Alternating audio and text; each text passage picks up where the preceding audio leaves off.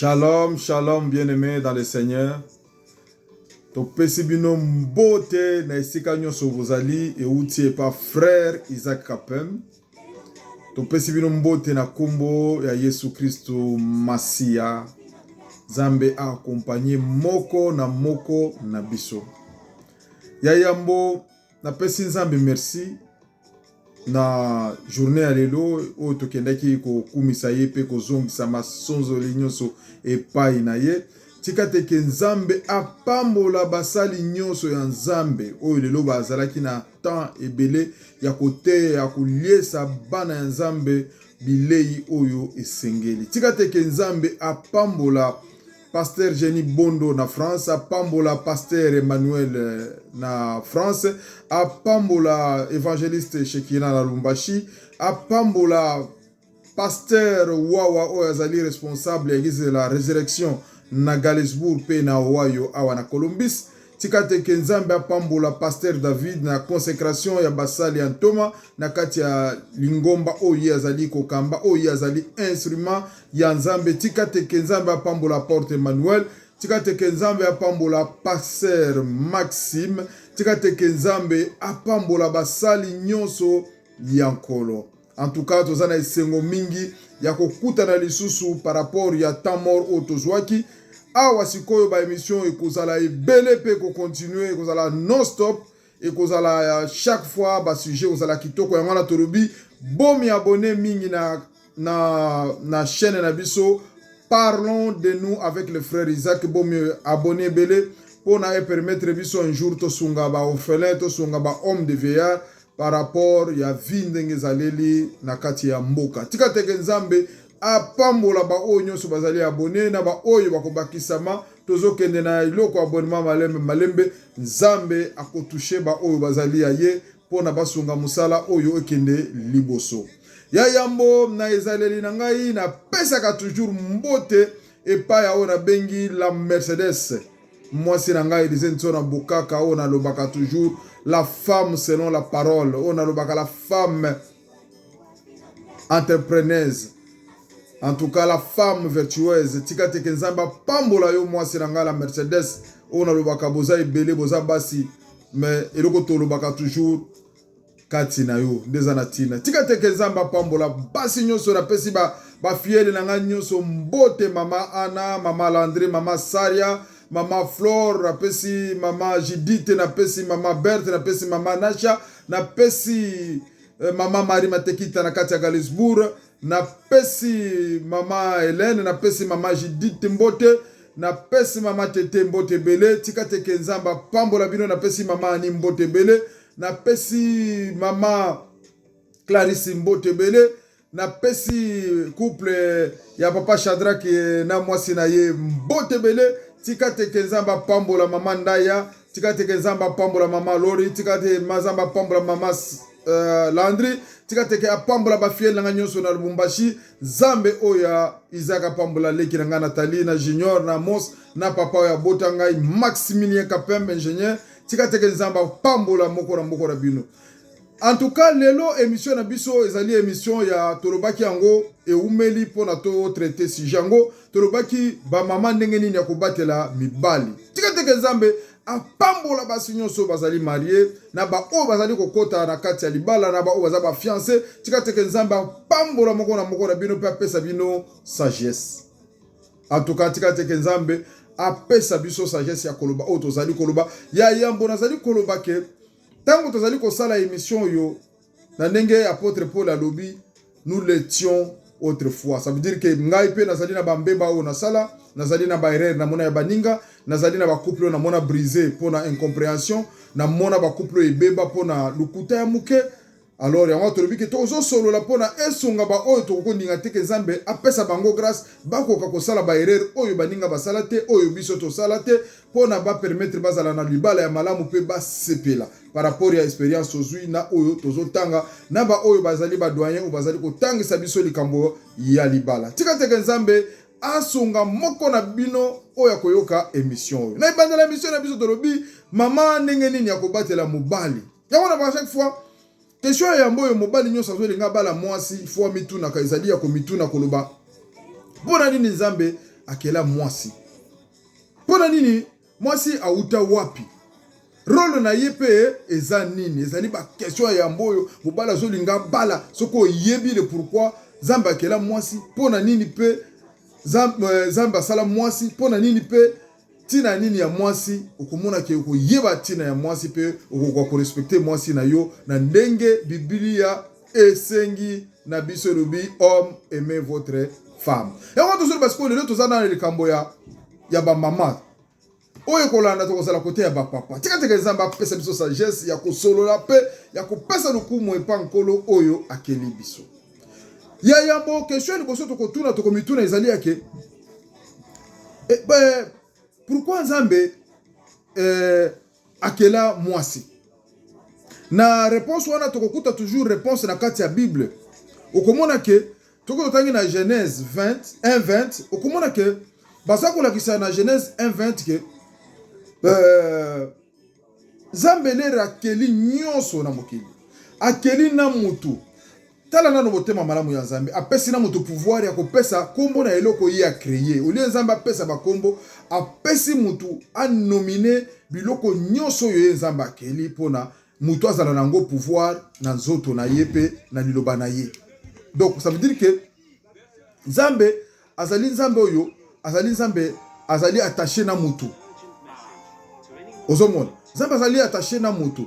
Yango wana Nzambe apesi mutu pouvoir akoka kopesa ba nyama nyonso na biloko nyonso kombo pona lokumu ezonga toujours epa ya Nzambe. Alors tango apesi mutu apesi ba kombo Nzambe lokola azali créateur atano ya solo penza na créer mutu mena zomona ye azana pouvoir na biloko nyonso ba nyama biloko nyonso ba nzeta apesi kombo mais eloko moko zozanga ye nde ya mwana Nzambe alobi tete na monitika na créer mwasi nde bandeli ya Nzambe ko créer mwasi par rapport à isolation oyo mobali azalaki nango na kati ya zamba ki abandai ko sakana kaka na banyama lera ko lala banyama bakei ko lala place na bango atikali na ye moko. Donc ya mwana tolobi ke tika teke Nzambe asonga biso apesa biso maloba na sagesse ya oto ko koloba oyo kozala na tina pona boyoki ya ba oyo bazali kolanda biso. Ya mwana sikoyo tango Nzambe asali mwasi pona sala mwasi alobaki nini? Tolobi d'où vient la femme? Nzambe atali ke tika na lalisa moto pongi azui mukuwa na biso akei kosala mwasi. Nzambe. Donc ça veut dire que ce que tu as dit le conception Nzambe en tant que créateur mwasi abimika kana nzoto mobali ezali le double de nous-mêmes. Ça veut dire ezanga yimoko donc ce que on maltraité mwasi na lolenge ya Bible ezali lokola yo moko zali komi maltraité.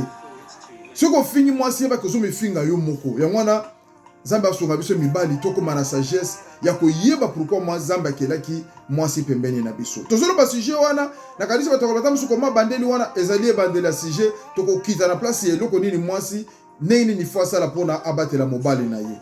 Ya mwana tolobi ke tika Nzambe asonga biso na ba oyo bazali kopesa biso ba conseil bon avancement ya émission. Tango Nzambe alalisi mobali alali pongi Nzambe asali mwasi. Tala likambo Nzambe asali atie mwasi wana pembeni ya mobali. Lere mobali ala muti kaka boya tali mwasi. Mobali atali alubi, wow, l'os de mes os, ma chair de ma chair. Yoka na no exclamation ya mobali. Ça veut dire mobali akomaki epate. Alobi Nzambe asali nga nyonso apesi nga pouvoir na nyonso. O kado nini Nzambe apesi nga lisusu. Ya. Tika bola mwa Nzambe ezala na vie ya mutu moko na moko. Ba o bazali na bana te Nzambe apesa bango bana. Ba o bazana misala te Nzambe apesa bango misala. Ba o bazana misala pasi Nzambe apesa bango misala facilité ko permettre par rapport à aptitude na bango. Tika lokumu Nzambe zonge pa na ye. Alors tant atali ne wana mobali asepeli alobi l'os de mes os, ma chair de ma chair. Tika isemo. Yango tolobi ke tout ce que Dieu a fait, na lobaka toujours, nyonso Nzambe akela ezaka kitoko. À part modification ya bato to komo modifier ndeko modification malade, mais nyonso Nzambe akela en tout cas ezaka kitoko. Nyonso ezaka kitoko. Ayebaki pourquoi créer oyo, ayebaki oyo na oyo kosangana kosala malamu. Yango tolobi ke tango Nzambe asali mobali asutuki alobi voici cette fois celle qui est os de mes os, ma chair de ma chair. Omoni ese mobali akomaki nango. Donc mobali asepeli alobi ya solo nzambe akaniseli asaleli nga nyonso apesi nga pouvoir na nyonso mais oyo cadeau apesi nga te yango wana bashufu nakumisaka nzambe ndenge apesa nga Élysée eza cadeau soko ozuka mwasi mpenza oyo azali na bakalite oyo nzambe asengi na bible ya soumission tokokota ntina kati ya soumission okomona ke oza mobali ya esengo mpe oza mobali kotambola ozoloba nga nza mobali ndenge nga ezaki natambolaka mpona Élysée tso na bokaka la Mercedes tika teke nzambe apambola basi nyonso oyo bazali na soumission pa mibali na bongo ntango nzambe akeli mobali alobi wow tala sikoyo eloko nzambe apesi su pouvoir epa mobali nzambe apesi su mobali privilège ya kopesa moto oyo akeli akondo kobenge ndenge nini nde moto alobi on l'appellera femme yoka lisusu pouvoir nzambe apesi mobali motu pouvoir mpona nini parce que nzambe akeli motu na image na ye soki nzambe azalaka lion angaka apesa lion pouvoir ndenge apesa motu pouvoir nzambe aza kitoko mingi bandeko tika teke nzambe apambola émission oyo tokokende na première partie mpe tokokende na deuxième partie mpona tokita ntina se mpona toconclure après tobanda émission ya bakata oyo tozamba kosunga biso tolakisa mpe batata nini oyo ezali malamu mpona papa oyo ezali marie ndenge akobatela mwasi na ye na babokilo na basemeki tika teke nzambe apambola bamarie nyonso ntango mwasi amoni ndenge wana mobali apesi mwasi kombo femme tala esengo wana non na conception nzambe ntango nzambe azwaki ke asala mwasi azala pembeni ya mobali na komprena yango ke ezalaka nzambe na ndenge tozotanga na baoyo bazali pembeni na biso bazali koensegne biso tozomona ke nzambe akelaki mwasi azala entrepreneuse ça veut dire quoi na epa mwasi ça veut dire soki moto otali na vie ya lelo komona ke basi makambo basalaka ere moko soki yo mobali mwasi akei kaka na ndako otikali yo moko komona ke ya solo mama asalaka misala donc omona mwasi wana ifa repasser elamba mobali ifa sokola bilamba mobali ifa sokola biloko ase ya mobali il faut atala biloko ya bana il faut alamba il faut ayamba bapaya il faut asala basha il faut épargner mbongo il faut afuta bato misala il faut donc dire soko tali musala mobali akenda kosala moko na bureau mais mwasi oyo ayambaka siko bacharge mwasi azali entrepreneuse munene ayebi koma koépargner ayebi koma kobomba batransport ya bana ayebi koma kobomela mwa mobali transport na ye awa mekalkili lobi ozala passe mobali zwana bombaki mwa $10 yango futa transport la femme elle est entrepreneuse te zambe pesa ngo suma ele belé ba dirija ta Kongo ngo nzambe tika nzambe na commission nzambe pona basi opesa biso na commission tango na komi kotala likambo munene osala pona mwasi azala pembeni ya mobali tika ke nzambe lukumu ezoye na kati tango nzambe alobi siko na bible alobi boye na Genèse 1:20 alobi il ne trouva point d'aide semblable à lui. Donc ça veut dire que Nzambe atali, il faut avoir une aide semblable. Ça veut dire muto bako solola, muto bako tuko sala misala ensemble, muto bako tuko partager vie na bango, muto bako sekana ye, muto bako sakana na ye. Donc Nzambe atala le biti kana sala mwasi wana tokoma na basi pembeni ezali pona tokomi na aide semblable. Parce que aide ango semblable ezali nini mwasi yango. Okomona mwasi na aide semblable wana, mwasi azali consolatrice ya biso tango zana ba problème soko soleka na mwasi no ndako akobiso kaka no chérie nanga to patienter nzamba akosala donc nzambe akosala kaka na mwasi apesa motema makasi ya ko réconforter yo mobali pona lero komi na mwa pasi na mwa faiblesse azala wana pona ko pesa yo makasi pona o affronter encore vie ya mwana to bike tango mwasi azali wana mwasi azali ko sala sécurité pona foyer ya mwana to bike aide ya mwasi aza semblable yango wana komona mwasi aidaka biso na biloko nyonso ata lingo sala projet soko vandisa ngo mwasi bosololi akobiso te Isaac ozo lingo sala boy tika ngo boy sala ngo boy oyoki soko oyoki okomona yo pe motema kiti parce que idée akopesa ezali après conception na yo yepa bakisi idée pona alléger yo na ba idée osana ngo to komisi nzambe pona basi oyo bayebi ko consoler mibali na bango pona basi oyo bayebi ko sécuriser foyer na bango pona basi oyo bayebi ko sécuriser bana na bango na basemeki na baboki lutika teke nzambe akoka kopambola basi nyonso oyo bazali na kimia wana pe na bopeto yango tolobi siko awa tokomi na point tokongo kita na kati ya descente tolobi ke ndenge nini mwasi akoki kozala mwasi malamu mpona mobali eza basujet moko tozoloba ke soki totangi na 1 Pierre 3 de 1 à 5 okomona bazopesa bakalite oyo esengeli epai ya mwasi mpona akoka kozala mwasi malamu balobi mwasi eloko ya liboso il faut azala soumise à son mari. Soumise wana des places koko so penza ezali et pas bandeko na biso mibali et pas na biso mibali na koloba ya solo ezali tozo confondre soumission na ko écraser mwasi na ko malmener mwasi. Non, tango lobi soumission wana ezali kaka ke mwasi andima ke mobali yende azali ko diriger foyer. L'homme est là pour conduire le foyer. Yangwana et lobi soumission.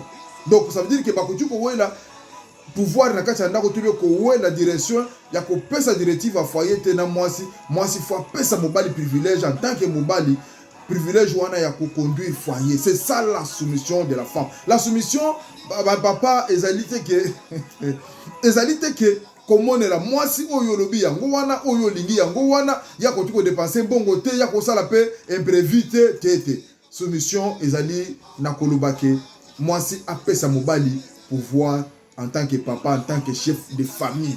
Nde sens ya soumission, ba papa bozongo na sens ya ko écraser mwasi te, soko gangeli mwasi te, mwasi nanga yokaka te, mwasi nanga so répondre nga boete, wana ozo confondre kolinga ko écraser mutu na ko tadi tati na kati ya foyer za tatirité parce que azali aide semblable, ça veut dire ça mutoyo sans ye yo pe vie kozala na kokoso sans ye yo pe charge kozala yo ebele yangwana babengi ye aide semblable. Tika teke nzambe a pa mama na lisolo tozo kendela ngo ndenge tozo kitela lango. Donc d'après notre Dieu mobali musala na ezali ko conduire nda. Un bon chef de famille il faut aider comment ko aider mwasi na bana bakende liboso yango ne ko sala ke vie à couple ezala malamu to vie à foyer ezala malamu. Yango to biso ki mwasi ozui déjà mwasi wana azali na soumission ezali malamu. Yango to kitisi ko kote ba mama eloko liboso to lobi na bino Nzambe apesi yo kitoko. Nzambe akopesi yo ba qualité nyonso extérieure ya malamu.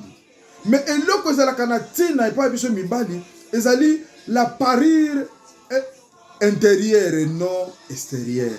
Okozala no kitoko mais oza impoli. Okozala no kitoko respectaka ba camarade ya mobali te. Okozala pe kitoko respectaka bato na musala te. Okozala no pe kitoko o respectaka ba bokilo te. Okozala pe kitoko na ba relation na yo na bato ozalaka toujours impoli, insolente. Cela veut dire que wana nyonso ezali ko pesa ezali te ke ngwana muto zo pesa kitoko na yo wana valeur. Ce qui fait la fierté d'une femme ezali l'air mwasi azali na kati na ye azana bonzambe. Azali na bonzambe oyo ko permettre ye akoma éducatrice, akoma une femme vertueuse, une femme hospitalière. Donc okomona ke mwasi ande wana akokoma bénédiction pona mobali na ye. Vous comprenez? Donc kozala kitoko elingi kola kisateke nde ya mwana ezo sepesa mobali. Mais kozala na motema ya bonzambe, kozala une femme soumise ya mwana ezo sepesa mobali par rapport ya kitoko na yo extérieur. Tika teke nzambe a kumisama. Ba mama eloko mingi oyo tokosenga na ba mama oyo bazali kosambela ou bien bazali ba chrétienne, obali mobali oyo akoti na penza na mozindo ya liloba ya nzambe te, eloko tokopesa comme toli ezali nini? Bible ezo définir eloko nini ekoti ko attirer mobali. Eloko nini ko changer mobali. Ezali ko pesa mobali ba verset te. Ah, t'as la version elobi boy. Elobi Marie aimez votre femme. Marie faites ça à votre femme. Proverbe elobi boy Marie faites ça à votre femme. Te mama. Okoti pe ko zala wana ko étouffer mobali na yo te. Yo yebi nzambe te. Yo koyeba na yo nzambe. Et ko sala que papa a changé. Donc on a moni ba pesi exemple awa lobi totali 1 Pierre 3 zela nzambe asonga biso tokozwa ta ya kotanga ngo tika totanga ngo toluka ngo totanga ngo tika nzambe apesa biso facilité ya ko retrouver ngo 1 Pierre 3 bolimbisa ngai ba papa ba mama toluka ngo nano nzambe permettre biso totanga ngo bolimbisa tolobi 1 Pierre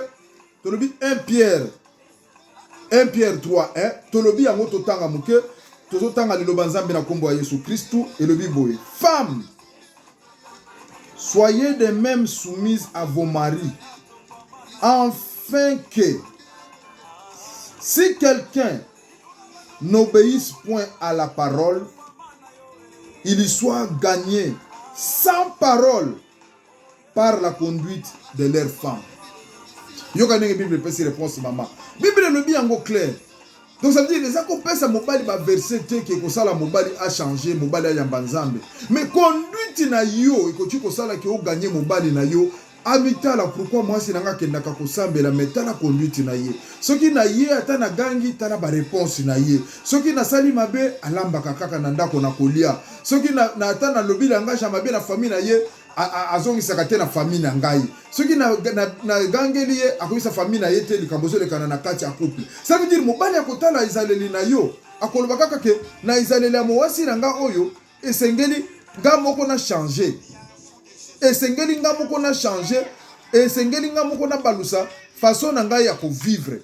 Yango tolobi ke il faut qu'on lite ke mwasi bizaleli na yo ozo manifester pa mobali et ko aider mobali na yo na ko changer. Tika teke nzambe apambola mama tete, apambola mama ani, apambola mama Nasha, apambola mama Berthe, apambola mama Bibish.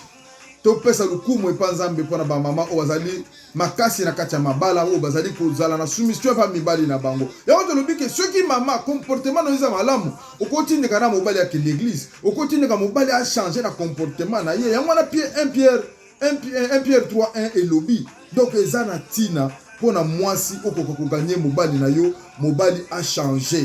Donc mwasi oyo ayebi ko banga nzambe azali mwasi oyo azali une femme qui sera le bonheur ya kacha foyer na ye pe ya mobali na. Ya to sengi na ba mama Nzambe akoka kosunga bino pona bokoka ko changer na bizaleli. Mobali ba finga ka ete. Mobali ba pesa ke rapport na belle famille te.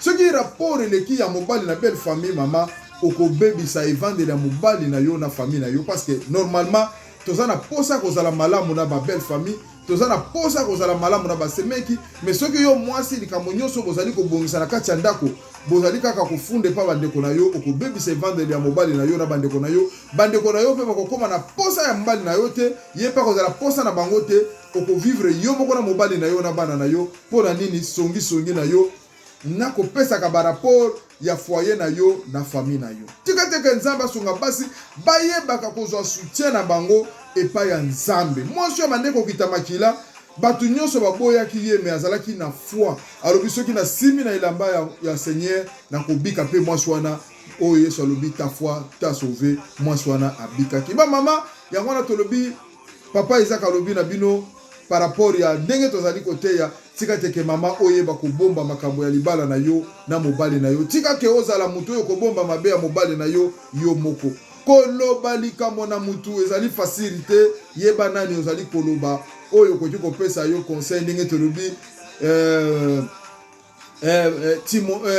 Timothée avait un Paul, Josué avait un Moïse. Ça veut dire qu'il faut zala na muto ko pesa likambo tango aza kolobela yo azali kolobango na sentiment te azali kolobango na motema malamu oyo akoede yo na kati ya conseil pona otambola malamu. Tika teke nzambe apambola ba fiancé nyonso. Tika teke nzambe apambola ba o bazo bala sikoyo. En tout cas yango na pesi nzambe merci. Nzambe apambola le pasteur Cédric Kiwawa oyo azali na nzembo kitoko oyo toyokaka chaque jour nzembo moko ya malamu oyo ezali ko bénir bato ezali ko édifier bato.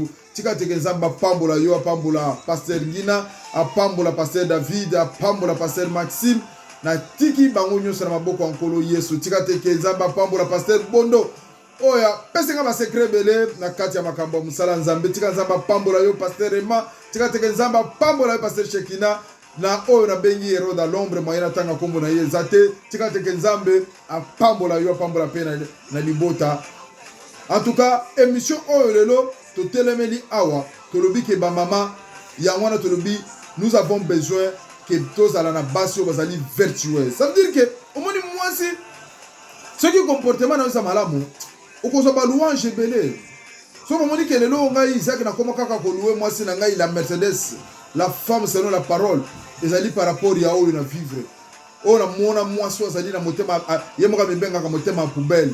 Poubelle boya keloko te nyonso ya mabena malamu ekotaka na poubelle yango nga na benga ka la Mercedes la femme selon la parole. Mwasi akoko changer yo sans que aloba tika nzambe apambola basi ebele balanda pe likolo omoni toko tali Sarah par rapport ya bolingo na obéissance azalaki nango na soumission pa mobali na ye akomaki na niveau ko benga mobali na ye monseigneur tika era ka mwasi nanga benga papi ya Isaac na okaka bien amona wa muninga ya na ye amoninga koko na ye amoninga papa na ye ya ba tukuza mzamba pambola mwasi nanga tonuna ngala lingi beza miso nanga yokomi ya kofima boye na zomona biente na Elise nanga itozoke ndokolia crème tika nzamba pambola basi nyonso basa ko respecter mibale na bango bazo respecter te tika nzambe molimo mo santo toucher bino bo changer bo comprendre que mobali wana ifozala na esengo parce que olongwaki na mukuwa na ye ya mopanzi pona ozala pembeni na ye ozala aide semblable pas ozala adversaire na ye tika te ke